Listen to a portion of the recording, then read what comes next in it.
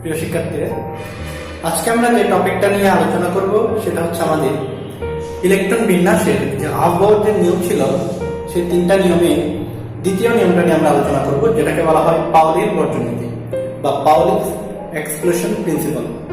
1925-এ বিজ্ঞানী পাউলি সর্বপ্রথম একটি পরমাণুতে প্রধান শক্তি স্তরের বিভিন্ন উপশক্তি স্তরে ইলেকট্রন সমূহ কিভাবে অবস্থান করে সে বিষয়ে আমাদেরকে সর্বপ্রথম ধারণা দেন, যার কারণে আমরা এই নীতিটাকে বলে থাকি পাউলির এক্সক্লুশন প্রিন্সিপাল বা পাউলির বর্জন নীতি। পাউলির বর্জন নীতির মাধ্যমে বা পাউলির নীতির মাধ্যমে আমরা আসলে কি জানতে পারি বা উনি কি ধরনের ধারণা আমাদেরকে দেন যে একটি পরমাণু প্রধান শক্তি স্তরের বিভিন্ন উপশক্তি স্তরে ইলেকট্রন কিভাবে অবস্থান করে সেই বিষয়ে বিজ্ঞানী পাউলি আমাদেরকে কি ধারণা দেন আমরা সেটা একটু দেখার চেষ্টা করি। বিজ্ঞানী পাউলির মতে যে কোনো একটি পরমাণুতে যে কোনো দুটি ইলেকট্রনের জন্য একটি পরমাণুতে দুটি ইলেকট্রনের জন্য চারটি কোয়ান্টাম সংখ্যার মান কখনো সমান হতে পারে না। আমরা জানি আমাদের কোয়ান্টাম সংখ্যা চার প্রকার: প্রধান, সহকারী, চুম্বকীয়, এরপর হচ্ছে স্পিন কোয়ান্টাম সংখ্যা।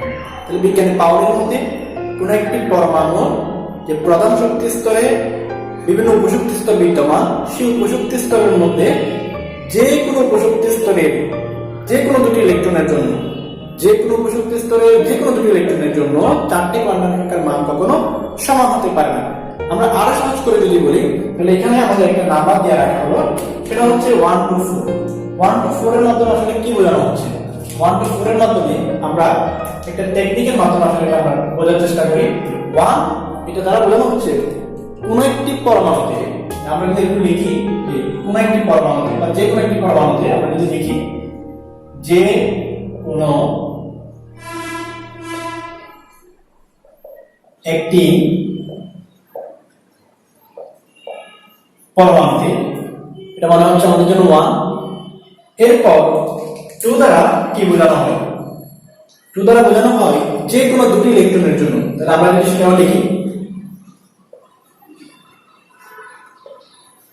যে কোনো দুটি ইলেকট্রনের জন্য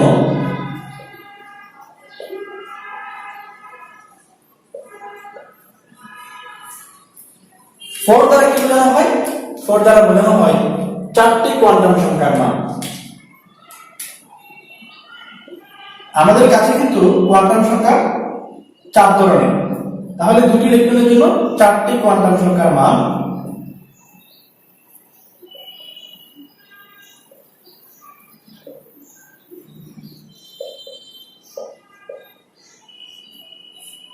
কখনোই সমান হবে না।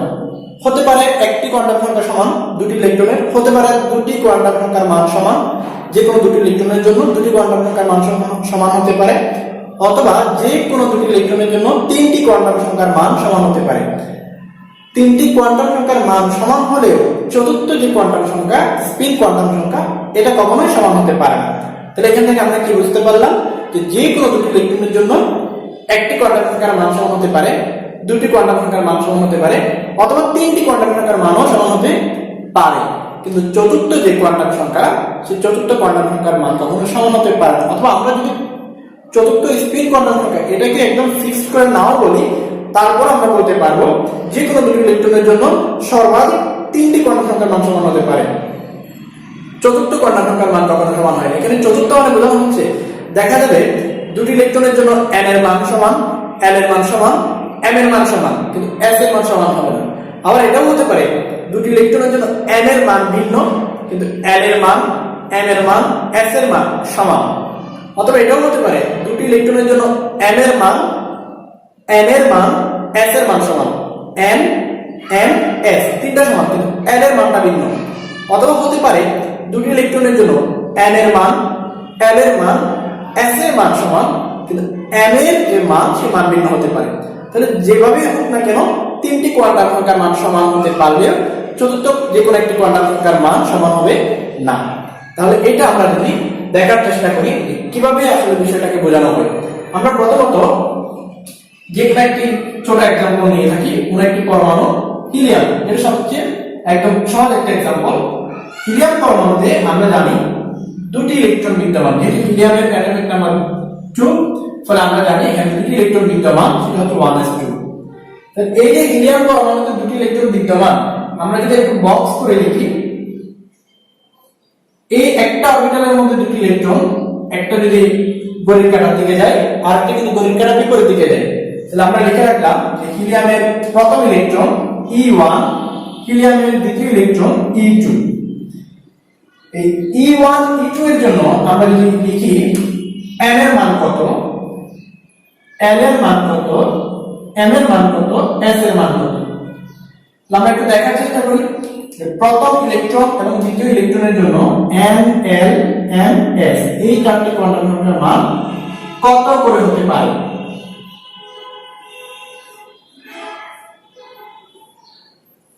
আমাদের কাছে যে E1 ইলেকট্রনটা বিদ্যমান বা ইলেকট্রনটা পাওয়া যাচ্ছে, E1 ইলেকট্রন প্রথম ইলেকট্রনটা, সেটার জন্য একটু খেয়াল করে যদি আমরা বলি যে প্রথম ইলেকট্রনের জন্য n এর মান 1, তাহলে আমরা এখানে লিখতে পারি প্রথম যে ইলেকট্রন সেই ইলেকট্রনের জন্য n এর মান 1,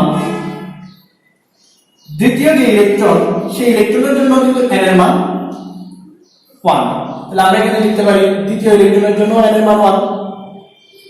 এখন প্রথম ইলেকট্রনটা কোন অরবিটালে বিদ্যমান, যেহেতু l দ্বারা অরবিটাল প্রকাশ করা হয়, প্রথম ইলেকট্রনটা আমরা এখান থেকে দেখতে পাচ্ছি s অরবিটালে বিদ্যমান, তাহলে l এর মান কত হলে s অরবিটাল পাওয়া যায়, 0 হলে s অরবিটাল পাওয়া যায়। একইভাবে দ্বিতীয় ইলেকট্রনটা কোন অরবিটালে বিদ্যমান, s অরবিটালে বিদ্যমান, ফলে l এর মান 0 হলে s অরবিটাল পাওয়া যায়। n এর মান 0 হলে m এর মানও 0 হয়, ফলে প্রথম ইলেকট্রনের জন্য m এর মান 0, দ্বিতীয় ইলেকট্রনের জন্য m এর মান 0। কিন্তু প্রথম ইলেকট্রনটা যদি ঘড়ির কাঁটার বিপরীত দিকে যায়,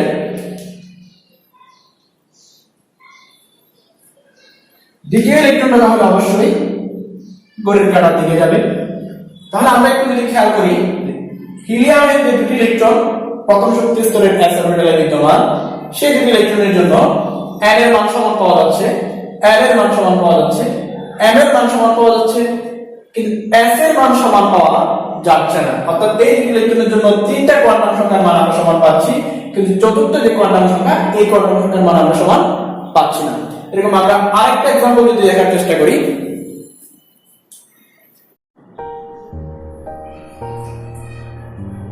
শিক্ষার্থীরা, আমরা পাউলির বর্জন নীতি ভালো করে বোঝার জন্য হিলিয়ামের যে एग्जांपलটা দেওয়া হলো, সেই एग्जांपलের পরে আমরা আরো কিছু एग्जांपल দেখার চেষ্টা করি।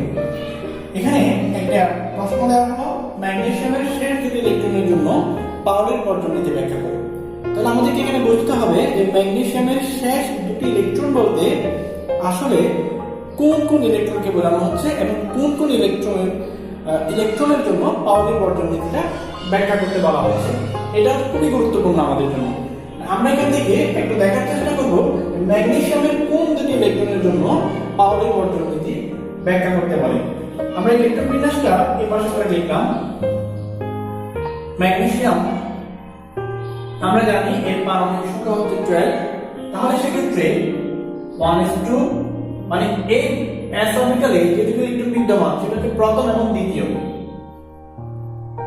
2s2, তাহলে 3 নাম্বার 4 নাম্বার ইলেকট্রন এখানে গেল,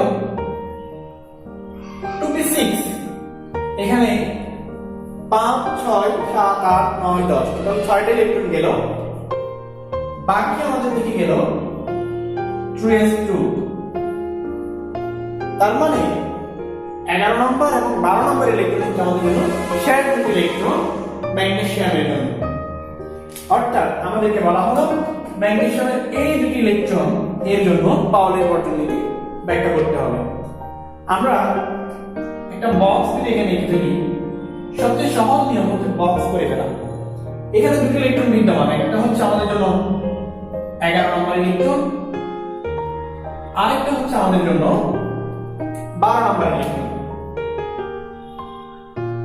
তাহলে যেহেতু s অরবিটালে দুটি ইলেকট্রন বিদ্যমান, একটা 11 এবং একটা 12 নম্বর ইলেকট্রন, তাহলে অবশ্যই একটা ইলেকট্রন যদি 11 নম্বর ইলেকট্রনটা যদি আমার প্লাস হাফ হয়, 12 নম্বর যে ইলেকট্রন সেটা অবশ্যই আমাদের জন্য মাইনাস হাফ হবে। আমরা এখন কোয়ান্টাম সংখ্যার আলোকে যদি দেখার চেষ্টা করি n l m s, একটা বক্স করবো এখন।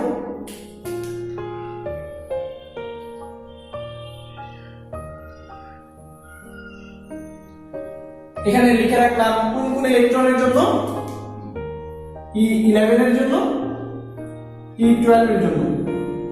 এই দুটি ইলেকট্রনের জন্য আমাদেরকে পাওয়ারের বর্তনীতে ব্যাখ্যা করতে পারবো। কারণ আমরা একটু দেখার চেষ্টা করি আমাদের কাছে যে 11 নম্বর যে ইলেকট্রন, এই 11 নম্বর ইলেকট্রনের জন্য n এর মান কত? 3। আমরা লিখে রাখলাম 3। 12 নম্বর যে ইলেকট্রন সেটার জন্য n এর মান 3। 11 নম্বর ইলেকট্রনটা s অরবিটালে, তাহলে n এর মান 0। 12 নম্বর যে ইলেকট্রন সেটাও আমাদের কাছে s অরবিটালে বিদ্যমান, অর্থাৎ এখানেও আমাদের জন্য l এর মান 0। এরপর আমরা একটা সবচেয়ে সহজ হয় মনে রাখতে পারবো এইভাবে যে l এর মান যদি কখনো 0 হয় m এর মান সবসময় 0 হবে। l 0 হলে m এর মান 0 হবে। তাহলে এক্ষেত্রে আমরা লিখে দিলাম l 0 m 0। তাহলে 11 নম্বর ইলেকট্রনের জন্য l এর মান যেহেতু 0, m এর মান 0 হবে। 12 নম্বর ইলেকট্রনের জন্য l এর মান যেহেতু 0, m এর মান 0 হবে। s অরবিটালে 11 নম্বর ইলেকট্রন যদি +½ হয়, 12 নম্বর ইলেকট্রনটা -½ এখান থেকে আমরা ম্যাগনেসিয়ামের শেষ দুটি ইলেকট্রনের জন্য পাওয়ারের বর্জন নীতি ব্যাখ্যা করে দেখলাম যে শেষ দুটি ইলেকট্রন 11 এবং 12 নম্বর ইলেকট্রন, এই দুটি ইলেকট্রনের জন্য তিনটি কোয়ান্টাম সংখ্যা আমাদের জন্য সমান, n এর মান, l এর মান, n l m। এই তিনটি কোয়ান্টাম সংখ্যা প্রধান কোয়ান্টাম সংখ্যা, সহকারী কোয়ান্টাম সংখ্যা, চুম্বকীয় কোয়ান্টাম সংখ্যার মান সমান হলেও স্পিন কোয়ান্টাম সংখ্যার মান সমান নয়।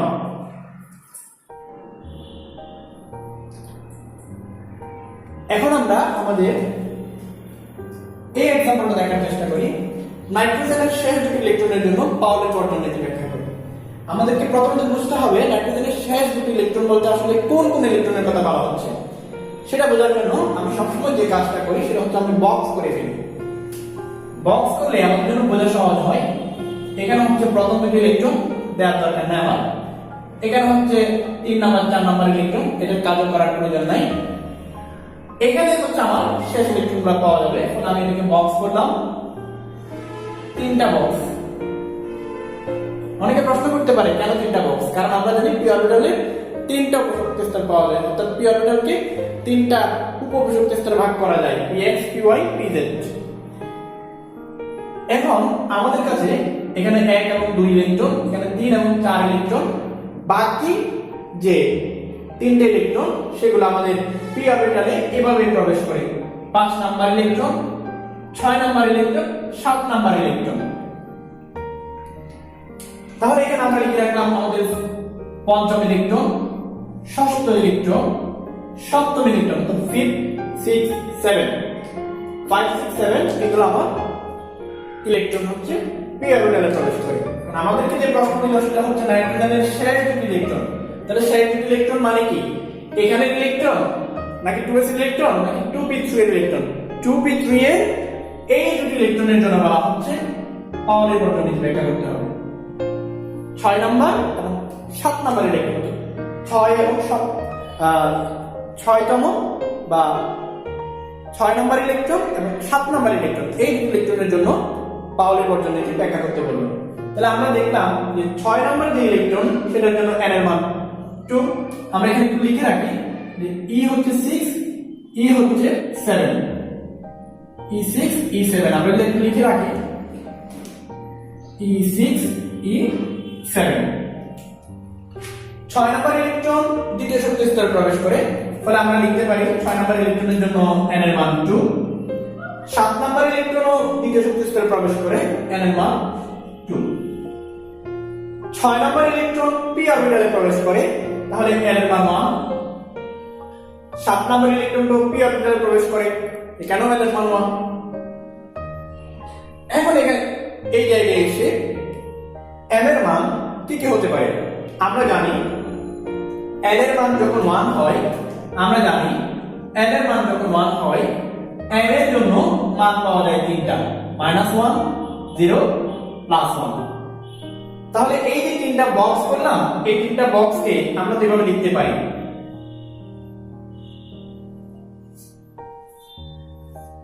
আমরা যদি চিন্তা করি এখানে আমার পঞ্চম ইলেকট্রন, এখানে ষষ্ঠ ইলেকট্রন, এখানে সপ্তম ইলেকট্রন প্রবেশ করে, তাহলে 6 নম্বর ইলেকট্রনের জন্য m এর মান 0, 7 নম্বর ইলেকট্রনের জন্য m এর মান +1। এখানে অনেকে বলতে পারে যে আমি আগে +1 0 -1 লিখতে পারবো কিনা। হ্যাঁ, পারা যাবে। তাহলে সেক্ষেত্রে এটা যদি +1 হয়, এটা 0 হলে এটা -1 হবে, তখন 7 নম্বর ইলেকট্রন আমার জন্য -1 হবে। আবার কেউ যদি বলে না আমি সেভাবে লিখবো না, আমি -1 এরপর হচ্ছে +1 এরপর 0 লিখবো, সেভাবে লেখা যায়। তবে এখানে একটা বিষয় মাথায় রাখতে হবে, আমরা -l থেকে 0 সহ +l পর্যন্ত লিখি, যার কারণে মাইনাস গুলোকে আগে দিয়ে প্লাস গুলোকে আমরা পরে দিয়ে দেওয়ার চেষ্টা করি। তাহলে 6 নম্বর ইলেকট্রনের জন্য m এর মান 0, 7 নম্বর ইলেকট্রনের জন্য m এর মান +1, 6 নম্বর ইলেকট্রনের জন্য +1, 7 নম্বর ইলেকট্রনের জন্য +1, s এর মান হচ্ছে, কারণ দুইটা ইলেকট্রনই একই দিকে প্রবেশ করে। তাহলে এখান থেকে আমরা দেখতে পারলাম যে 6 নাম্বার এবং 7 নাম্বার নাইট্রোজেনের শেষ দুটি ইলেকট্রনের জন্য n এর মান সমান পাওয়া যাচ্ছে, l এর মান সমান পাওয়া যাচ্ছে, s এর মান সমান পাওয়া যাচ্ছে, কিন্তু m যে ম্যাগনেটিক কোয়ান্টাম নাম্বারের মান, এই দুটো মান সমান নয়। অর্থাৎ এখান থেকে আমরা বুঝতে পারলাম তিনটা কোয়ান্টাম সংখ্যার মান সমান হলেও একটা কোয়ান্টাম সংখ্যার মান ভিন্ন।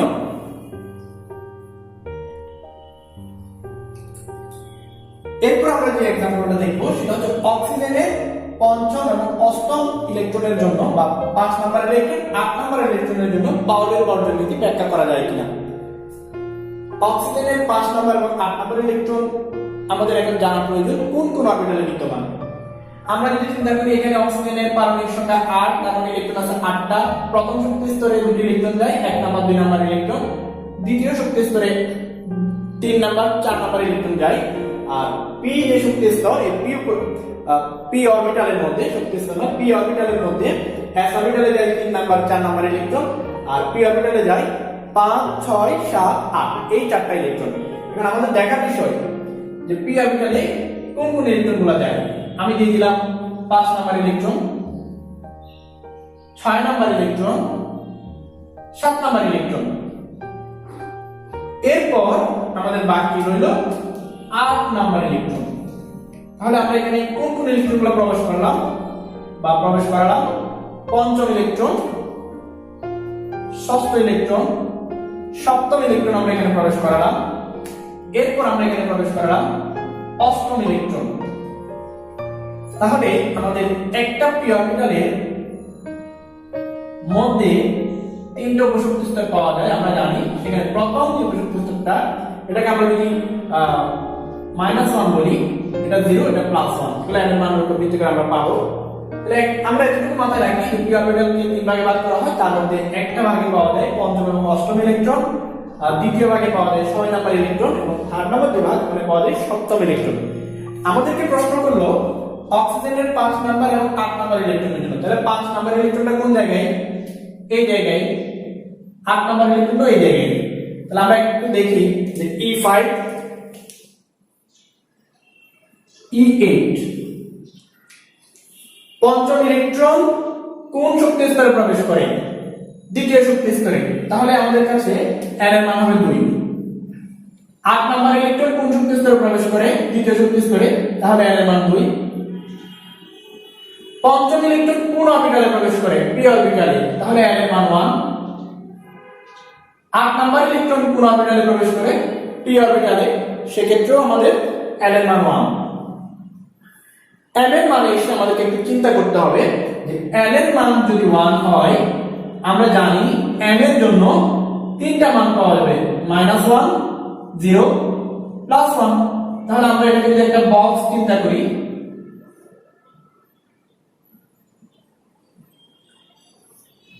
এই যে বক্স, তাহলে এই -1 এর বক্সে দেখেন 5 নাম্বার এবং 8 নাম্বার ইলেকট্রন প্রবেশ করে।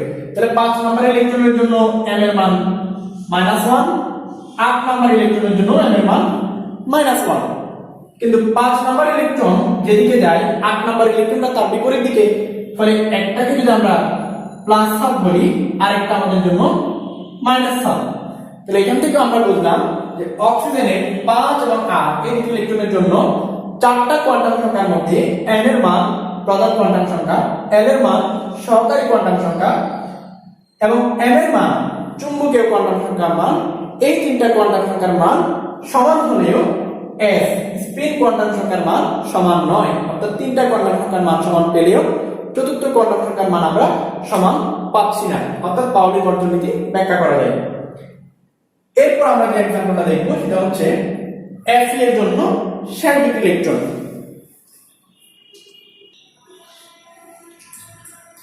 এখন আমরা যে এক্সাম্পলটা দেখব Fe এর শেষ দুটি ইলেকট্রনের জন্য, তাহলে আমাদেরকে বুঝতে হবে Fe এর শেষ দুটি ইলেকট্রন মানে হচ্ছে, যেহেতু আয়রনের পারমাণবিক সংখ্যা হচ্ছে 26 দ্যাট মিন্স আমাদেরকে জিজ্ঞেস করলো 25 নাম্বার ইলেকট্রন এবং 26 নাম্বার ইলেকট্রন এই দুটি ইলেকট্রনের জন্য পাউলির বর্ণনীতি ব্যাখ্যা করা যায় কিনা।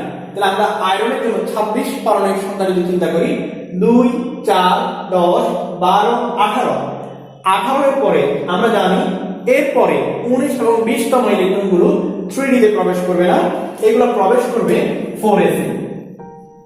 তাহলে আমাদের এই যে বক্স s অরবিটালে একটা বক্স যদি আমরা চিন্তা করি, এই বক্সে যে দুটি ইলেকট্রন বিদ্যমান সেই দুটি ইলেকট্রন হচ্ছে 19 নাম্বার 20 নাম্বার ইলেকট্রন।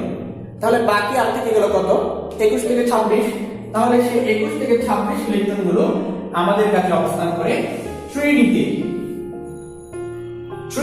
তে 21 থেকে 26 ইলেকট্রন অবস্থান করে। আমাদেরকে প্রশ্ন দিল শেষ দুটি ইলেকট্রন অর্থাৎ 25 এবং 26 ইলেকট্রনের জন্য। তাহলে আমরা এই d এর যে বক্স এটাকে আমরা যদি একটু দেখার চেষ্টা করি, আমরা জানি d এর 5টা উপশক্তি স্তর পাওয়া যায়। তাহলে আমরা একটা বক্স করলাম, d কে 5 ভাগে ভাগ করে এখানে তাহলে ইলেকট্রন কোনটা কোনটা প্রবেশ করে, যেহেতু 20 এখানে চলে গেল, পরে আমাদের কাছে ইলেকট্রন থাকবে 21 number electron, 22 number electron, 23 number electron, 24 number, 25 number. এরপরে 26 নাম্বারটা আবার ব্যাক আসবে শুরুতেই এখানে।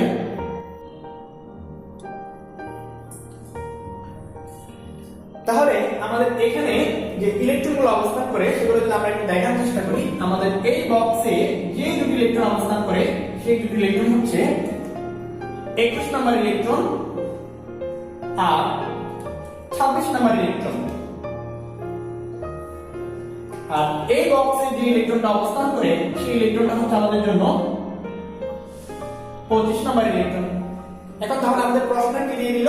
শেষ দুটি ইলেকট্রন। তাহলে শেষ দুটি ইলেকট্রন বলতে আমাদেরকে কিন্তু বলে নাই যে শেষ অরবিটালে দুটি ইলেকট্রন। যদি শেষ অরবিটালে দুটি ইলেকট্রন বলা হতো তাহলে আমরা চতুর্থ শক্তি স্তরের 19 এবং 20 তম ইলেকট্রনের জন্য পাউলির বর্ণনীতি ব্যাখ্যা করতাম। আমাদেরকে এখানে বলা হলো আয়রনের শেষ দুটি ইলেকট্রন। শেষ দুটি ইলেকট্রন মানে হচ্ছে 25 নাম্বার ইলেকট্রন, 26 নাম্বার ইলেকট্রন। এখানে কিন্তু বলা হয়নি শেষ শক্তি স্তরের ইলেকট্রন। শেষ শক্তি স্তরের ইলেকট্রন কিংবা শেষ অরবিটাল ইলেকট্রন বললে 19 20 এর জন্য হতো।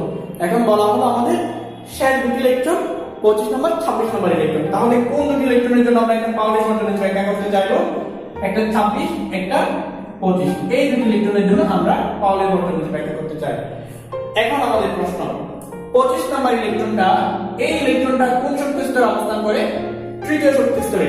অর্থাৎ আমরা এখানে যদি লিখি E25, আমরা এখানে লিখলাম E25 E26। 25 নাম্বার ইলেকট্রন আমাদের জন্য অবস্থান করে তৃতীয় শক্তি স্তরে, 26 নাম্বার ইলেকট্রন অবস্থান করে আমাদের জন্য তৃতীয় শক্তি স্তরে। 25 নাম্বার ইলেকট্রনটা অবস্থান করে d অরবিটালে, 25 নাম্বার ইলেকট্রন অবস্থান করে d অরবিটালে, 26 নাম্বার ইলেকট্রন অবস্থান করে d অরবিটালে। এখন আমরা জানি l এর মান 0 হলে s অরবিটাল, 1 হলে p অরবিটাল, 2 হলে d অরবিটাল। তাহলে 25 নাম্বার ইলেকট্রনের জন্য l এর মান 2, 26 নাম্বার ইলেকট্রনের জন্য 25 এর জন্য l এর মান 2, 26 এর জন্য l এর মান 2। l এ আসার পর এখন আমাদেরকে চিন্তা করতে হবে m এর মান। যেহেতু l এর মান 2 হলে আমরা m এর জন্য কি কি মান পাই একটু দেখার চেষ্টা করি। l এর মান 2 হলে m এর মান পাওয়া যায় -2 -1 0 +1 +2। তাহলে এখন একটু বলেন যে 25 নাম্বার ইলেকট্রনের জন্য m এর মান কত হবে?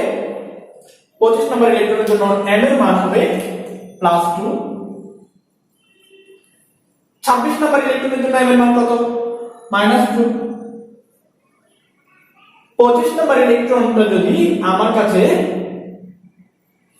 উপরের দিকে থাকে তাহলে সেক্ষেত্রে 26 নম্বর ইলেকট্রনটা বিপরীত দিকে অবস্থান করে।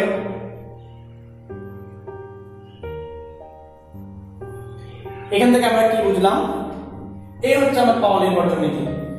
25 এবং 26 এই দুটি শেষ ইলেকট্রনের জন্য n এর মান l এর মান এই দুটি কোয়ান্টাম সংখ্যার মান সমান, কিন্তু m এর মান এবং s এর মান এই দুটি কোয়ান্টাম সংখ্যার মান সমান নয়। তাহলে আমরা যে নীতির মধ্যে পড়লাম যে দুটি ইলেকট্রনের জন্য চারটি কোয়ান্টাম সংখ্যার মান কখনো সমান হয় না। তিনটি সর্বোচ্চ সমান হতে পারে, কিন্তু চতুর্থ কোয়ান্টাম সংখ্যা সমান হবে না। তাহলে এখান থেকে আমরা দেখতে পেলাম দুইটি কোয়ান্টাম সংখ্যার মান সমান আর বাকি দুটি কোয়ান্টাম সংখ্যার মান সমান নয়। মিলে গেল পাওলির বর্জন নীতি। এরপর আমরা যে প্রশ্নটা দেখব সেটা হচ্ছে আর্সেনিকের 20 এবং 33 নম্বর ইলেকট্রন। এই 20 এবং 33 নম্বর ইলেকট্রনটা তারা নিজেরা পাশে চেষ্টা করেন, আশা করি পেয়ে যাবেন। যে এখানে বুঝতে হবে 20 নম্বর ইলেকট্রনটা কোন জায়গায় আর 33 নম্বর ইলেকট্রনটা কোন জায়গায় অবস্থান করে।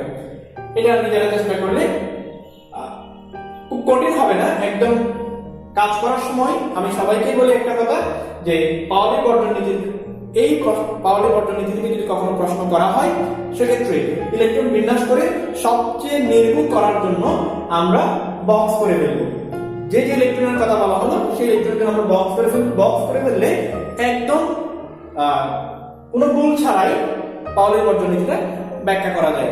অনেকের কাছে করতে করতে অভ্যস্ত হয়ে গেল, তারা দেখা যায় কি সঠিকভাবে করতে পারে, আর অনেকে বিষয়টাকে সহজে নিতে পারে না, কিন্তু তাদের কাছে বিষয়টা কঠিন মনে হয়। তাহলে বক্স পদ্ধতিতে কাজ করলে একদম সহজ হবে। এরপর আমরা যে টপিকটা আলোচনা করব সেটা হচ্ছে, এটা যদি আপনারা নিজেরা চেষ্টা করেন, আমরা যে টপিকটা আলোচনা করব সেটা হচ্ছে পাওলির বর্জন নীতির প্রয়োগ।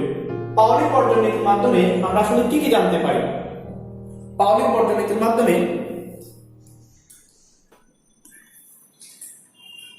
পাওলির বর্জন নীতি সাধারণত দুটি ক্ষেত্রে আমাদের কাজে লাগে, বা পাওলির বর্জন নীতির মাধ্যমে আমরা দুটি বিষয়কে একদম সুস্পষ্টভাবে জানতে পারি। সেটা হচ্ছে বিভিন্ন উপশক্তি স্তরে সর্বাধিক ইলেকট্রন সংখ্যা নির্ণয় করতে পারি। বিভিন্ন উপশক্তি স্তর বলতে আসলে কি বোঝানো হচ্ছে? s অরবিটালে কয়টি ইলেকট্রন হতে পারে, p অরবিটালে কয়টি ইলেকট্রন হতে পারে, d অরবিটালে কয়টি ইলেকট্রন হতে পারে বা ধারণ করতে পারে, f অরবিটালে কয়টি ইলেকট্রন ধারণ করতে পারে, সেই বিষয়গুলো আমরা পাওলির বর্জন নীতি দিয়ে আলোচনা করতে পারি। এরপর প্রত্যেকটা প্রধান শক্তি স্তরে কয়টি সর্বাধিক ইলেকট্রন ধারণ করতে পারে সেই বিষয়টা আমরা পাওলির বর্জন নীতি দিয়ে আলোচনা করতে পারি বা ব্যাখ্যা করতে পারি। তাহলে প্রথম প্রয়োগ নিয়ে আমরা একটু আলোচনা করি। বিভিন্ন উপশক্তি স্তরে সর্বাধিক ইলেকট্রন সংখ্যা নির্ণয়। বিভিন্ন উপশক্তি স্তর বলতে আমরা যেটাকে বলি sp-df, এই উপশক্তি স্তরের কথাই বলা হচ্ছে। s অরবিটালে কয়টা ইলেকট্রন থাকতে পারে সেটা যদি আমরা একটু দেখার চেষ্টা করি। যেহেতু আমরা জানি s অরবিটালের জন্য l এর মান 0 হয়, l এর মান 0 হলে m এর মান 0, তার মানে একটি অরবিটাল। এই একটি অরবিটালে বিপরীত স্পিনে দুটি ইলেকট্রন থাকতে পারে। এরপর p অরবিটালের জন্য আমরা জানি l এর মান 1, l এর মান 1 হলে m এর জন্য তিনটা মান পাওয়া যায়, -1 0 +1, অর্থাৎ প্রত্যেকটা p অরবিটালের জন্য তিনটি অরবিটাল পাওয়া যাবে। যেহেতু তিনটা অরবিটাল পাওয়া যাচ্ছে তার মানে প্রত্যেকটা অরবিটালে এই তিনটি অরবিটালের মধ্যে প্রত্যেকটা অরবিটালে তিনটি অরবিটালের প্রত্যেকটার মধ্যে বিপরীত স্পিন করে দুটি করে 6টি ইলেকট্রন পাওয়া যাবে। অর্থাৎ s অরবিটালে ইলেকট্রন থাকতে পারে দুটি, p অরবিটালে ইলেকট্রন থাকতে পারে 6টি। d এর জন্য আমরা জানি l এর মান 2 হলে d অরবিটাল হয়, l এর মান 2 হলে m এর যে মানগুলো পাওয়া যায় -2 -1 0 +1 +2, অর্থাৎ 5টি অরবিটাল পাওয়া সম্ভব। এই 5টি অরবিটালের প্রত্যেকটার মধ্যে বিপরীত স্পিনে দুইটা করে টোটাল 10টা ইলেকট্রন থাকবে। একইভাবে s অরবিটালের জন্য আমরা m এর মধ্যে 7টি মান পাবো, অর্থাৎ 7টি অরবিটাল সম্ভব হবে। সেই 7টি অরবিটালের প্রত্যেকটার মধ্যে দুটি করে বিপরীত স্পিনে 14টি ইলেকট্রন পাওয়া যাবে। তাহলে এখান থেকে আমরা বুঝতে পারলাম যে পাওলির বর্জন নীতির মাধ্যমে বিভিন্ন উপশক্তি স্তরে সর্বাধিক ইলেকট্রন সংখ্যা নির্ণয় করতে পারি। 2 নাম্বার হচ্ছে প্রতিটি প্রধান শক্তি স্তরে সর্বাধিক ইলেকট্রন ধারণ ক্ষমতা আমরা নির্ণয় করব পাওয়ারের বর্জন নীতির মাধ্যমে। এটা নির্ণয় করার ক্ষেত্রে আমরা জানি সাধারণত প্রত্যেকটি প্রধান শক্তি স্তরে ইলেকট্রন থাকতে পারে 2n স্কয়ার সংখ্যক। প্রত্যেকটি প্রধান শক্তি স্তরে ইলেকট্রন থাকতে পারে 2n স্কয়ার সংখ্যক। তাহলে আমরা প্রথম শক্তি স্তরে ইলেকট্রন রাখতে পারি n এর মান 1 হলে প্রথম শক্তি স্তরে ইলেকট্রন রাখতে পারি সর্বাধিক দুটি। n এর মান 2 হলে আমরা ইলেকট্রন রাখতে পারি 2 × 2 স্কয়ার অর্থাৎ 8টি। n এর মান 3 হলে আমরা ইলেকট্রন রাখতে পারি 18টি। তাহলে প্রথম শক্তি স্তরে ইলেকট্রন ধারণ ক্ষমতা 2টি, দ্বিতীয় শক্তি স্তরে ইলেকট্রন ধারণ ক্ষমতা 8টি, তৃতীয় শক্তি স্তরে ইলেকট্রন ধারণ ক্ষমতা 18টি। এখন এই দুইটা বিষয়কে আমরা যদি সামারি করার চেষ্টা করি তাহলে সেক্ষেত্রে আমরা আরো কিছু বিষয় জানতে পারি যে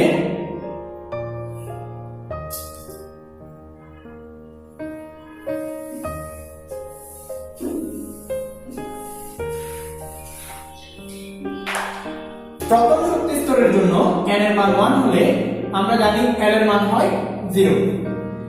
l এর মান 0 হলে যে অরবিটাল পাওয়া যায় সেটা হচ্ছে 1s অরবিটাল 1 0 অর্থাৎ 1s।